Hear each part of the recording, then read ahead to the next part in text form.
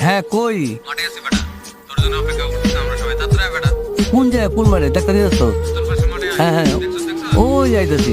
দেখছস? তাড়াতাড়ি আয় বেটা। এই যে ভাই, এই শোনেন শোনেন, কি হয়েছে ভাই? শোনেন একটু।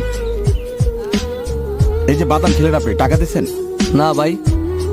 এই যে লোকটা 5 কেজি বাদাম কিনে আনলো, আপনার মতো যেই যায় একটা করে বাদাম নিয়ে যায়, একটা করে নিতে নিতে 1 কেজি বাদাম শেষ হয়ে যায়। লোকের থাকে 4 কেজি বাদাম। তবে লাভের গুড় যদি মাছেই খেয়ে ফেলে, তাহলে লোকটা কি করবে?